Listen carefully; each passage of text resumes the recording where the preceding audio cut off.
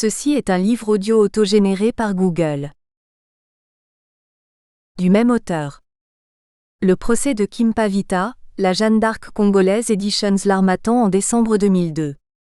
Le Mountuisme, l'humanisme intégral africain Editions La Société des écrivains en août 2006. Le cardinal Émile Bayenda et sa vision du développement intégral du Congo-Brazzaville. Editions La Société des écrivains en mars 2008. Le Mountuisme, essai d'un code pénal des sociétés bantoues. En cours de publication aux Editions Connaissance et Savoir. PREFACE.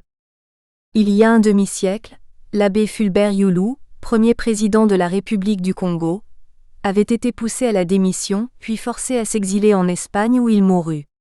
En 1963, l'abbé Fulbert Youlou avait été honni et stigmatisé par les révolutionnaires devenus maîtres du pays. Dire son nom ou parler tout simplement de lui en public était un crime de lèse-majesté. Celui qui osait braver l'interdit devenait systématiquement contre-révolutionnaire et était réprimé. Les régimes successifs inhibèrent donc, sauf à l'étranger, toute réflexion ou toute étude politique ou sociale sur la période du mandat de l'abbé Fulbert Youlou. Certains historiens improvisés allèrent jusqu'à occulter cette période dans les manuels d'histoire, en prenant l'année 1968 comme date de la fondation de la République du Congo. En 1990, grâce à la Conférence nationale souveraine, l'attitude fut autre. La liberté d'expression retrouvée délia les langues et délivra la conscience collective du carcan idéologique du passé. Il était maintenant possible d'entreprendre, sans être censuré, toute étude critique sur la présidence de l'abbé Fulbert Youlou.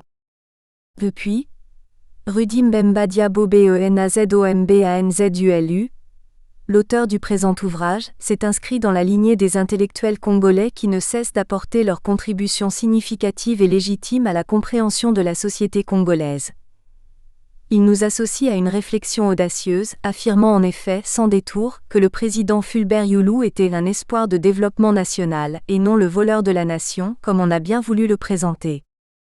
L'auteur, Rudi Mbemba Diabo Benazombanzulu, intellectuel et avocat, plaide avec force pour l'abbé Fulbert Youlou en se fondant sur son expérience personnelle, en puisant dans les travaux sérieux d'observateurs de la société congolaise comme M. Wagray, 1963, Herboutet, 1990, ABEBIAYENDA, 1968, M. Sauret, 1959, et en exploitant les propos mêmes de l'abbé Fulbert Youlou consignés dans un livre J', accuse la Chine, écrit en exil. L'homme et le président sont évoqués ici sans circonlocution. Nous sommes renseignés sur son parcours intellectuel et politique.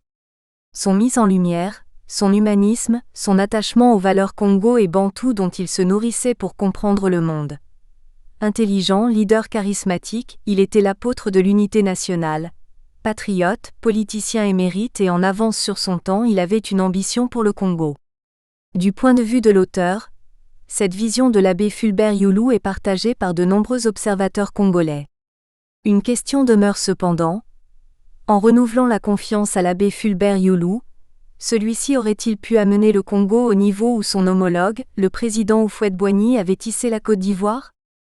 Un regard rétrospectif sur les performances des régimes successifs, excepté celui allant de 1964 à 1968, suffira au lecteur pour répondre à cette interrogation. Quant à moi, préadolescent et contemporain de journée dite des Trois Glorieuses 13, 14 et 15 août 1963, j'ai été témoin, si l'on peut dire, de l'euphorie des révolutionnaires et de la déception de l'autre partie du peuple qui venait manifestement de s'apercevoir après coup du gâchis perpétré. Les révolutionnaires chantaient « Youlou a tout volé, nous bâtirons de nouveau, suffit la liberté, Congo ».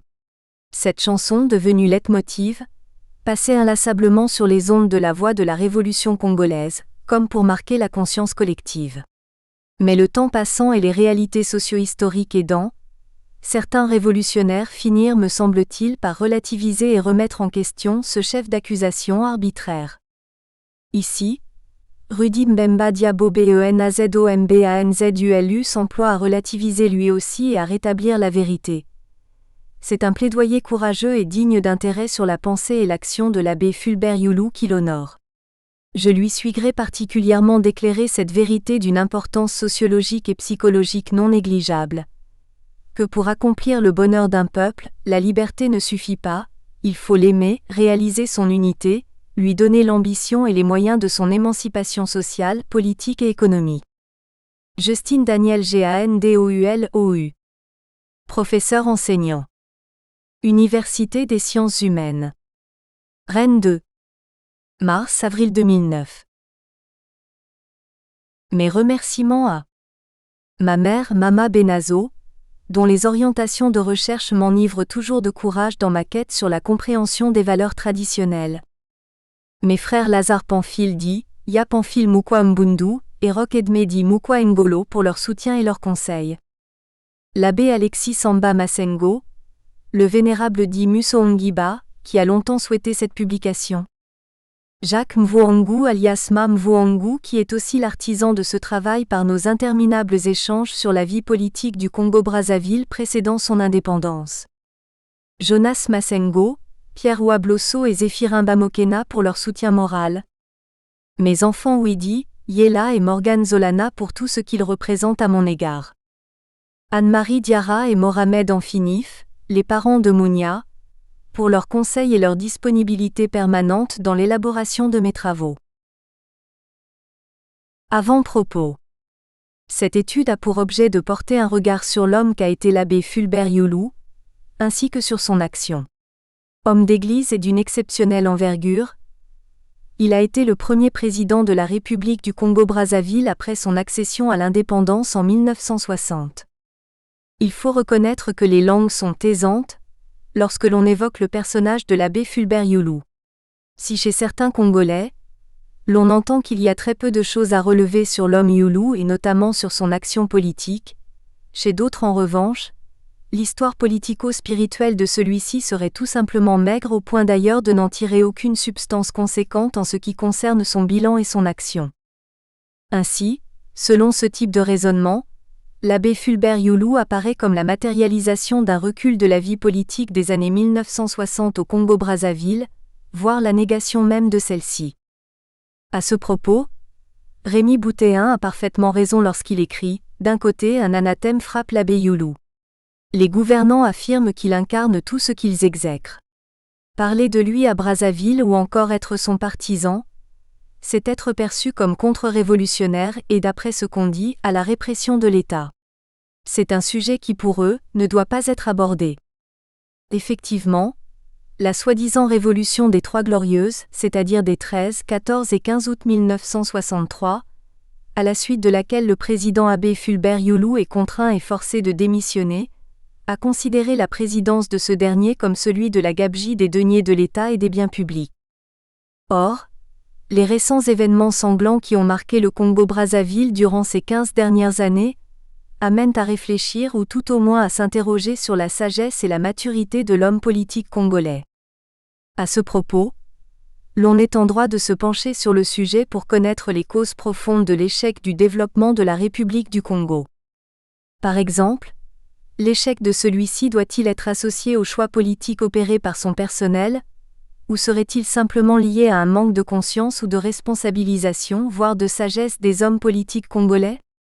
Telle est ici l'ambition de cet ouvrage qui s'est donné pour objet l'étude de l'homme et de l'action du président abbé Fulbert Youlou. Ceci dit, que peut-on dire et retenir du personnage politique et quelque peu atypique de l'abbé Fulbert Youlou ? Que lui reproche-t-on dans le cadre de son action ? A-t-il été vraiment capable ou incompétent pour diriger le Congo-Brazzaville ? À ce sujet, une petite digression ne constituerait nullement une entorse à l'objet de cet ouvrage. C'est ainsi que l'interview de M. Claude-Alphonse Ness ILOU, ministre de la Construction et de l'Habitat du gouvernement de M. Sassou Nguesso, semble apporter une certaine lueur sur ce qu'il convient de dire sur le règne du président abbé Fulbert Youlou. On était en train de jouer au football, avec des petits. On était là, quand des aînés, mais ça je le reproche toujours à mon parent Ndala Graille. Ils sont venus nous raconter une histoire incroyable sur le communisme, expliquant qu'on pouvait prendre ce qui appartient à l'autre ainsi de suite. On était des enfants. Donc on pouvait faire partir Youlou et ça va être comme ça. Ah bon ? Naïvement, on était allé au palais, chasser Youlou. Et si le président Youlou était comme les autres, moi je serais mort.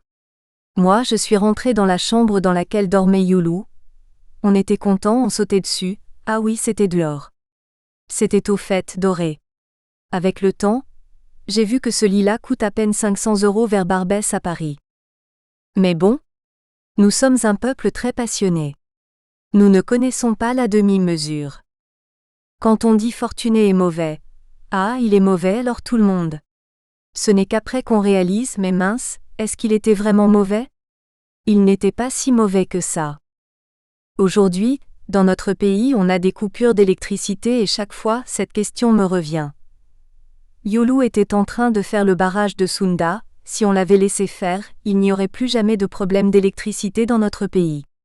Il ne faut jamais interrompre un président, parce que pour bâtir un pays il faut du temps. Dans cet ordre d'idées, que peut-on dire ou penser des soi-disant révolutionnaires des années 1960 au Congo-Brazzaville? Qu'est-ce qu'ils ont retenu de la présidence de l'abbé Fulbert Youlou? L'ont-ils vraiment compris? Ou étaient-ils simplement animés par le pouvoir, le changement pour le changement sans véritablement apprécier les conséquences de leurs actes? Étaient-ils vraiment des révolutionnaires? Le président abbé Fulbert Youlou a-t-il été victime des attentes d'un peuple passionné ne connaissant pas, à ce titre comme le relève le ministre Alphonse Ness ILOU, la demi-mesure? C'est ce à quoi il convient à présent de s'intéresser dans le cadre de cet ouvrage, au travers de l'étude ou de l'examen de l'homme politique qu'a été l'abbé Fulbert Youlou et de son action. A. Mon père défunt Myekutima Mbemba Lazare, qui m'a appris très tôt le sens de la tradition et son inestimable richesse en tant que valeur existentielle. Tous les défenseurs de la cause humaine en Afrique et dans le monde. Brazzaville où règne un régime sanglant avec l'appui manifeste de quelques 300 diplomates chinois, des commandos d'entraînement de Soudanais, d'Algériens équipés par les pays de l'Est, Brazzaville dont j'avais fait une terre d'asile, même pour les pires adversaires de notre politique, n'est plus qu'un réservoir de tueurs, un refuge pour pillards et rebelles en fuite où l'on emprisonne, tue et pille sans raison, sous les yeux d'une population terrorisée qui me conserve, j'en ai chaque jour la preuve, sa fidélité. Abbé Fulbert Youlou. J'accuse la Chine, page 40. Des mots du TREFONDS de mon âme 3. J'ai aimé, apprécié, contempler ce monde si étrange, qui hélas, n'est nullement celui des anges. En ces lieux saints j'ai été rejeté, méprisé, traité comme moins que rien. Insulté, ridiculisé comme un vaurien. J'ai été roulé, entraîné, mené en bateau. Promené sur des chemins rocailleux sans eau. Sur ces effroyables montagnes où il ne fait point bon de vivre. Et où règne en maître la loi du méchant tendre. J'ai été blessé, nié tout au fond de mon être. Abandonné, sèchement oublié sur ces chemins de solitude, dans lesquels il n'y a ni repos, ni plénitude. De paix, de tranquillité, de bonheur et de bien-être. Cependant, intimement, je suis entré dans la maison du silence. Celle du Très-Haut en toute âme et conscience. J'ai médité, supplié le roi, maître de toutes les sciences, qui m'a écouté en me montrant très clairement le chemin de la raison de soi, de vouloir être et de pouvoir mieux vivre demain. Elle est là en toute beauté, inimaginable et resplendissante. Aux yeux doux, calmes et voluptueux. Comme un ange et pleinement attendrissante. Elle véhicule toutes les odeurs vivantes de ces indescriptibles cieux. Tout à coup coulent les eaux profondes du torrent de ma conscience. Que sans Dieu l'amour ne vaut. Qu'il n'est que méchanceté, douleur et souffrance. Une vie tristement terne, un monde sans vie où rien n'est beau. Rudi Mbemba Diabo BENAZOMBANZULU. Introduction.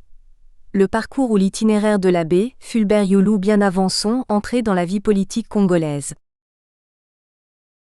A. Naissance et enfance de l'abbé Fulbert Youlou. À dire vrai, l'on sait très peu de choses sur l'enfance de l'abbé Fulbert Youlou.